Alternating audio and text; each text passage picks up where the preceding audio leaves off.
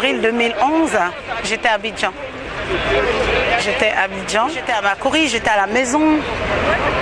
Et voilà, je n'ai pas cru ce qui se passait. Qui m'a appris, c'est par Facebook que j'ai appris d'abord. Parce qu'ils ne l'ont pas annoncé à la télévision en Côte d'Ivoire. Et donc moi j'attendais, j'ai dit bon, c'est un moment qui était tellement attendu que si c'est vrai, ils vont en parler à la télé nationale. Donc c'est quelques minutes après que, voilà, sinon c'était les chaînes de médias de la France qui montraient ce qui s'est passé. Qu'est-ce que vous avez ressenti? Ah, j'étais vidée, j'étais sans voix, j'y croyais pas, je ne sais pas. Ça vous a pas un peu soulagé d'une certaine façon? Soulagé? Non. Ça s'arrête? Simplement, si on avait pris le président, tout simplement, ça m'aurait...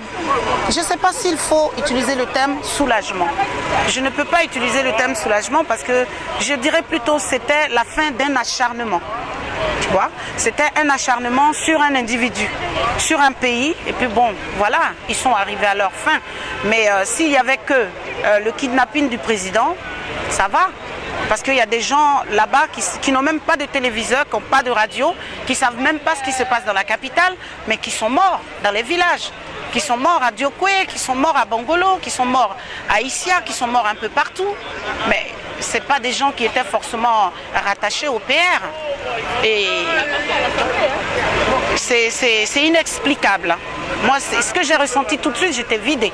Franchement, j'étais vidée. Le réconfort après cet événement du 11 avril, j'ai été sincèrement vidée. Je suis revenue en France traumatisée. J'habite pas très loin du Bourget, donc il y avait un salon et tout. Et quand j'entendais les avions, je fermais les volets. J'avais l'impression qu'on venait me chercher aussi. C'est mes gosses qui m'ont dit, t'inquiète plus, t'es en France et tout, il t'arrivera rien. Je pouvais même pas descendre chez la boulangère en bas de chez moi. Et ça a duré pendant plus d'un mois. J'étais restée cloîtrée chez moi.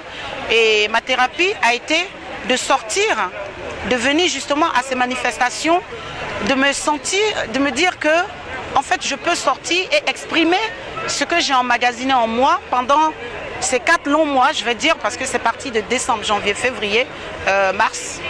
Et puis en avril, tout a basculé et ça a été très vite. Ça a été très vite. C'est ce qui s'est passé, ça dépasse le côté humain.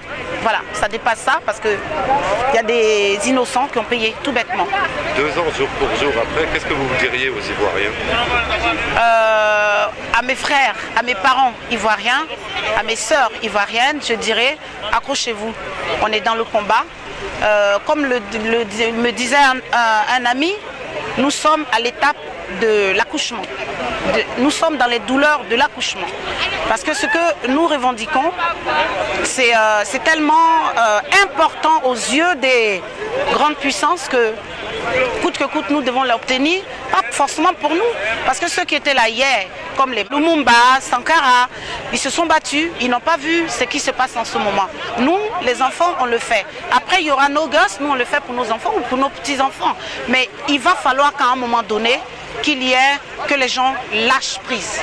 Parce que l'Africain, il est capable de s'assumer. Voilà. C'est ce que j'ai envie de dire. Et j'ai un peu mal, mais ça commence à aller. Ça commence à aller parce que je vois de l'espoir à l'horizon. Merci.